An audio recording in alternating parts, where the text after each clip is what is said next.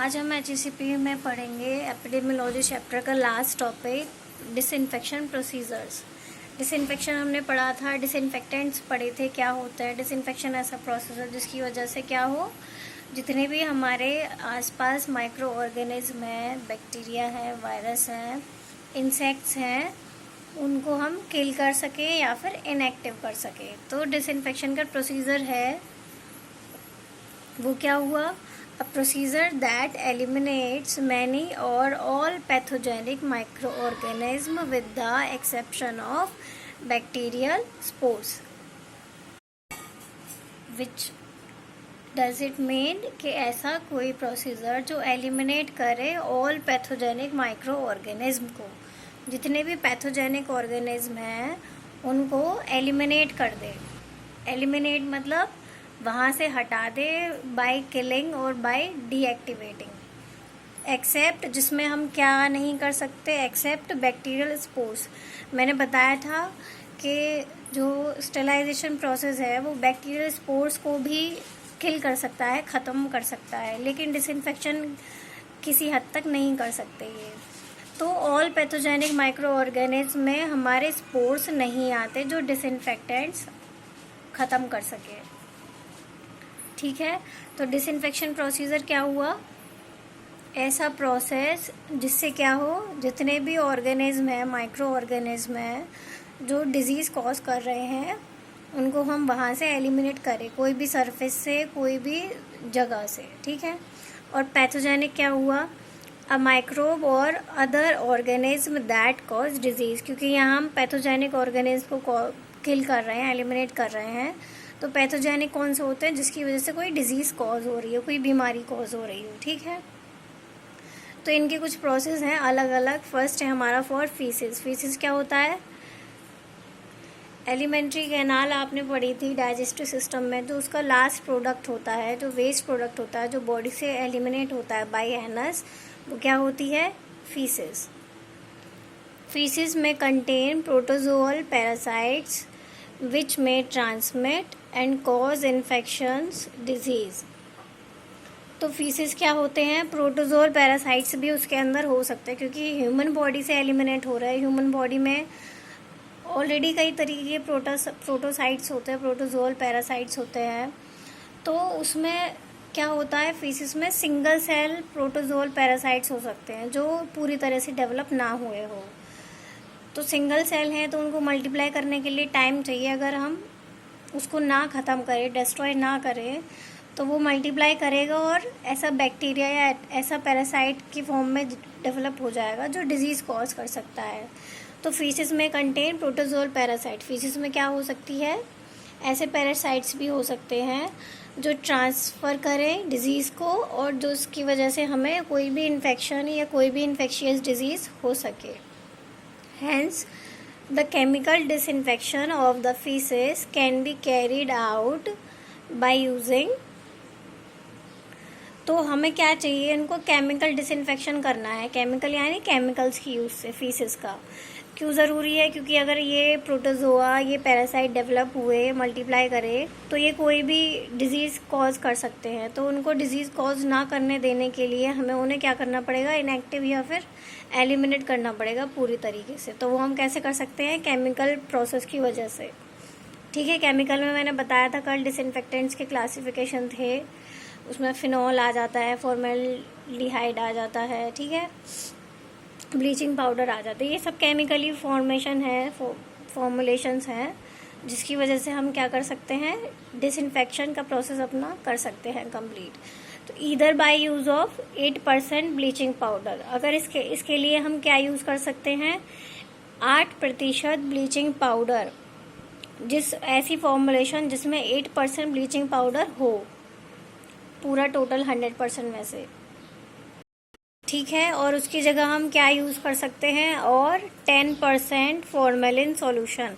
10% क्या हुआ, आपको समझ आया होगा कि पूरे 100% में से टोटल उसमें 10% फॉर्मेल्डिहाइड सॉल्यूशन या फॉर्मेल्डिहाइड केमिकल प्रेजेंट होना चाहिए। और 5% क्रिसोल, 5% क्रिसोल सॉल्यूशन भी ले सकते हैं, और 10% क्रूड फिनॉल सॉल्यूशन भी हम ले सकते हैं। किस लिए, डिसइंफेक्ट करने के लिए फीसिस को। The disinfectant should be in contact for at least 2 hours with the feces. Time period क्या है इसका उसके साथ एक्शन करने का? 2 आवर्स, एटलीस्ट 2 आवर्स मतलब कम से कम 2 घंटे के लिए हमें डिसइंफेक्टेंट को फीसिस के साथ कांटेक्ट में रहने देना है टू गेट गुड डिसइंफेक्शन। यानी पूरा हमें 100% डिसइंफेक्शन करने के लिए 2 घंटे के लिए कम से कम उसे केमिकल डिसइंफेक्टेंट्स के साथ रिएक्ट करने देना है। ठीक है, तो ये था फीसिस का। नेक्स्ट हम देखेंगे यूरिन का। यूरिन के में क्या करते हैं? It should be treated with phenol solution 1 to 20% and allowed to stand for half an hour. इसमें यूरिन के हम डिसइंफेक्शन के लिए क्या कर रहे हैं कि फिनॉल सॉल्यूशन ले रहे हैं। कितना परसेंट ले सकते हैं? 1 से 20% भी ले सकते हैं। अगर वो कंसनट्रेट या ज़्यादा होगा, कंसनट्रेट ज़्यादा होगा वो तो ज़्यादा उसकी पावर जो होगी डिसइंफेक्ट करने की ज़्यादा होगी, तो हम अकॉर्डिंग ले सकते हैं 1 to 20% and allowed to stand for half an hour. Half an hour के लिए उसे छोड़ना है ताकि वो रिएक्ट करे और जितने भी पैथोजेंस हैं यूरिन की वजह से टॉयलेट में प्रेजेंट हॉस्पिटल्स में, तो वो क्या हो जाएंगे? डिसइंफेक्ट हो जाएंगे, वहाँ से क्लियर हो जाएंगे, साफ़ हो जाएगा। और स्पूटम के लिए क्या करते हैं? स्पूटम क्या होता है? जैसे बलगम जो हम थूक देते हैं ना, वो should be received in gauze swab. अगर कोई पेशेंट को टीबी है या फिर उसे स्पूटम की प्रॉब्लम है, रेस्पिरेटरी प्रॉब्लम है, तो उसको क्या करना चाहिए? वो जिसका स्पूटम है वो गॉज स्वैब में लेना चाहिए। गॉज स्वैब क्या होते हैं? जैसे आपने ड्रेसिंग वाली पट्टियाँ देखी होगी, उसके जैसे स्वैब बने होते हैं। ऐसे स्वैब्स क्या होते हैं? ऐसे 4 फोल्डेड जैसे पट्टियाँ होंगी, वो ऐसा चौकोर होगा, तो उसके ऊपर जैसे हम रुमाल पे खांसते हैं ना, वैसे ही गॉज स्वैब्स होती हैं। तो उन पे क्या कर सकते हैं हम? स्पूटम को हमने रिसीव करना चाहिए ताकि वो कहीं और इन्फेक्ट ना करे। और paper sputum cups. Paper sputum cup क्या हुए? जो स्पूटम को थूकने वाले जो पेपर के कप्स होते हैं छोटे, वो यूज़ करने चाहिए। जैसे स्वैब है हमारा, वैसे ही हमें पेपर स्पूटम कप्स यूज़ करने चाहिए। And destroy by burning. और क्या कर देना चाहिए? उन्हें जला देना चाहिए। बर्निंग से क्या होगा? वो कम्प्लीटली डिस्ट्रॉय हो जाएंगे। और अगर टीबी हॉस्पिटल है जहाँ पे टीबी पेशेंट ज़्यादा हैं, in TB hospitals it should be mixed with phenol solution 1 to 20% allowed to stand for 2 hours. अगर टीबी हॉस्पिटल है जहाँ पे टीबी पेशेंट ज़्यादा हैं, तो उनका क्या करना चाहिए? गॉज स्वैब्स को फिनॉल सॉल्यूशन में 1 से 20% फिनॉल सॉल्यूशन हो, उसके अंदर 2 घंटे के लिए हमें छोड़ देना चाहिए। उसके बाद क्या होगा? उसे डिस्पोज कर देंगे हम। और placed in sterilizing autoclave for 20 minutes. जैसे कोई भी टीबी पेशेंट है, उसकी जो खांसना वासना होगा, तो उसकी जो बेड शीट्स होंगे, जो उसके इक्विपमेंट्स यूज़ किए जाएंगे, या फिर बीपी वगैरह मशीन हुई, निडल्स हुई, जो भी उस पर यूज़ की गई है, तो उसको हम क्या कर सकते हैं? स्टेरिलाइज भी कर सकते हैं। किस में? ऑटोक्लेव में फॉर 20 मिनट्स। और प्रेशर कितना होना चाहिए? 20 पाउंड्स। आप सुटेक्स में पढ़ चुके होंगे, ऑटोक्लेव देखा भी होगा।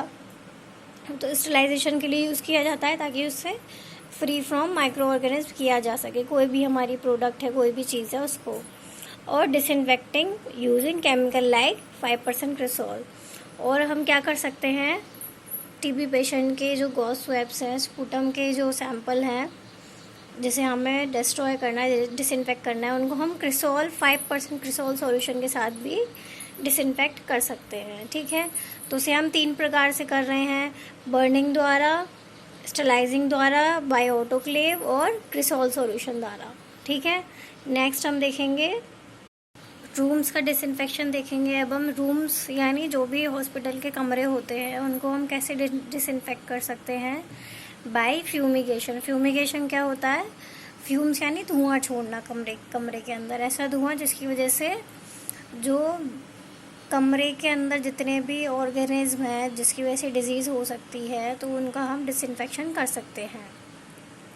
जैसे कॉलोनीज़ में या फिर सड़कों पे होता है ना, मक्खी मच्छरों को मारने के लिए मशीन आती है, वो धुआं छोड़ती जाती है, फिर वो धुआं घरों के अंदर आ जाता है। तो वैसे ही हम डिसइंफेक्ट कर सकते हैं by fumigation through cleaning and exposure to sunlight. मैंने बताया था सनलाइट भी एक नेचुरल डिसइंफेक्टेंट है, जैसे एयर होती है, तो वो भी कभी कभी इनफ हो सकती है अगर वो पेशेंट उस रूम में जो एडमिट है वो कम इन्फेक्टेड हो, टीबी पेशेंट ना हो। तो वो तो अगर उसको कोई लाइट डिजीज़ है, कोई लाइट इन्फेक्शन है, तो उसके लिए इनफ क्या भी हो सकता है, सनलाइट का एक्सपोजर भी। अगर वहाँ पे सनलाइट भी आई जाए, आने दी जाए, तो वो रूम में क्या हो जाएगा, सनलाइट से, रेडिएशन से रेज जो होंगी सन की, डिसइंफेक्ट हो सकता है। Floors and walls are spread chlorinated lime और फॉर्मल्डिहाइड सॉल्यूशन। जो ज़मीन और दीवारें हैं उन्हें हम कैसे साफ़ कर सकते हैं, bye spraying chlorinated lime solution. Chlorination, bleaching powder में भी क्लोरीन मिक्स होता है, क्लोरिनेशन वाटर का भी होता है। किस लिए होता है, ताकि उससे क्लोरीन पानी में से रिमूव हो जाए। ठीक है, तो वैसे ही हम क्लोरिनेशन लाइम का यूज़ करते हैं, किसके लिए, फ्लोर और वॉल्स के लिए। क्या करते हैं, स्प्रे करते हैं उन पर, दीवारों पर, ज़मीन पर स्प्रे करते हैं, फिर उसको क्या कर सकते हैं, हम डिसइंफेक्ट कर सकते हैं। और फॉर्मल्डिहाइड सॉल्यूशन, फॉर्मल्डिहाइड सॉल्यूशन जैसे हम फिनॉल लेते हैं ना पोछा वगैरह लगाने के लिए, तो वैसे ही हम फ्लोर्स के लिए क्या ले सकते हैं, फॉर्मल्डिहाइड सॉल्यूशन भी ले सकते हैं, जिसका हम ज़मीन पे, जिसकी वजह से हम सफाई करें और डिसइंफेक्ट उस फर्श को कर सकें। नेक्स्ट है हमारा डिसइंफेक्शन ऑफ लाइन्स। लाइन्स क्या होते हैं, जो भी बेड शीट्स हैं, कुशन कवर्स हैं, जो भी उस पेशेंट के रूम में थे अवेलेबल, जो उस पेशेंट के रूम में रहे, उसको हम कैसे डिसइंफेक्ट करें। तो जो लाइन है वो भी सॉइल्ड हो सकते हैं विद एक्सक्रीटा। एक्सक्रीटा क्या हुआ, जो भी उस पेशेंट का वेस्ट है, जो भी पसीना या जो भी उसका स्पूटम या टच वगैरह हुआ उससे, तो वो भी एक्सक्रीटा के थ्रू सॉइल्ड हो सकते हैं, यानी इन्फेक्टेड हो सकता है। तो उसको हम क्या करेंगे, शुड सोक इन 10% फॉर्मेलिन और 5% फिनॉल सॉल्यूशन। तो उसे हमें क्या कर देना चाहिए, जो भी क्लॉथ्स यूज़ हो रहे हैं उस पेशेंट के लिए, 10% फॉर्मेलिन सॉल्यूशन या फिर 5% फॉर्मेलिन सॉल्यूशन में सोक कर देना चाहिए, नहीं भिगो देना चाहिए, थोड़ी देर के लिए उसे सोक रहने देने के लिए छोड़ देना चाहिए। Such linen and other line are then boiled और ऑटोक्लेव। फिर उसको हमें क्या करना चाहिए, सॉल्यूशन के साथ रिएक्ट कराने के बाद बॉईल करना चाहिए, किसमें, पानी में, या फिर ऑटोक्लेव कर देना चाहिए, जिसकी वजह से वो स्टेरिलाइज हो जाए। नेक्स्ट है हमारा डेड बॉडीज़ के लिए। डेड बॉडीज़ का हॉस्पिटल में कैसे डिसइंफेक्शन होगा, फॉर्मेलिन 40%, एक मिक्सचर बनाएंगे पहले हम, जिसमें क्या क्या होगा, glycerine, alcohol, common salt, carboxylic acid. तो ये सब का हम एक मिक्सचर बनाएंगे डिसइंफेक्ट करने के लिए। उसको हम कितना बनाएंगे, 10 लीटर बनाएंगे विद वाटर। ये हमने मिक्स किया, स्टैंडर्ड होते हैं ये भी फॉर्मूलाज, तो इनकी भी सब अमाउंट स्टैंडर्ड होगी। तो वो हम मिक्स करेंगे, 10 लीटर बनाएंगे विद वाटर। वॉल्यूम मेकअप करते हैं ना हम, तो 10 लीटर वॉल्यूम मेकअप करेंगे हम वाटर के साथ। और ये कितना इनफ होगा, 1 डेड बॉडी के लिए, एक डेड बॉडी के लिए 10 लीटर हमारा सॉल्यूशन डिसइंफेक्टेंट्स का काफ़ी होगा। फिर उसे हम क्या करेंगे, pumped through femoral artery. Femoral artery कौन सी होती है, आपने फीमर बोन पढ़ी थी जो थाई में होती है, तो वहाँ पे आर्टरीज प्रेजेंट होती है। तो उन आर्टरीज के थ्रू हम पंप करते हैं क्या, ये वाला सॉल्यूशन जो हमने बनाया है, जिसकी वजह से वो अंदर से बॉडी क्या रह सके, रेजिस्ट रह सके डिकम्पोज होने के लिए, यानी डिकम्पोजिशन जल्दी से उसका ना हो। अगर हम ये प्रोसेस बार बार करते रहेंगे तो हम किसी भी डेड बॉडी को 20 साल तक भी सेव कर सकते हैं, डिसइंफेक्ट करके रख सकते हैं, डिकम्पोजिशन से भी बचा सकते हैं। ठीक है, तो ये था डेड बॉडीज़ का। लास्ट रह गया है हमारा इंस्ट्रूमेंट्स का। इंस्ट्रूमेंट के हम डिसइंफेक्शन के लिए क्या कर सकते हैं, बॉइलिंग विथ प्लेन वाटर। जो भी हमारे सर्जिकल इंस्ट्रूमेंट्स हैं, जैसे कि नाइफ हुआ, सीज़र हुआ, चाकू, कैंची, या फिर कोई भी ऐसी चीज़ है जो सर्जरी में यूज़ हो रही है, उनको हम क्या कर सकते हैं, प्लेन वाटर के साथ बॉयल भी कर सकते हैं और ऑटोक्लेव भी कर सकते हैं। किस लिए, डिसइंफेक्ट करने के लिए। और जो इंस्ट्रूमेंट होते हैं जैसे थर्मोमीटर है, उसे हम क्या कर सकते हैं डिसइंफेक्ट करने के लिए, 1 से 20% फिनॉल सॉल्यूशन के साथ भी मिक्स करके उसे थोड़ी देर के लिए छोड़ दें, तो वो क्या हो जाएगा, डिसइंफेक्ट हो जाएगा। सिरिंज और निडल्स के लिए क्या करना चाहिए, ऑटोक्लेव भी कर सकते हैं और प्लेन वाटर के साथ बॉयल भी कर सकते हैं ताकि उसे डिसइंफेक्ट हम कर सकें। तो ये था हमारा डिसइंफेक्शन का। कोई भी क्वेरी हो उसके लिए तो मुझे प्लीज़ DM करो। ये हमारा एपिडेमियोलॉजी चैप्टर ख़त्म हो चुका है। Thank you.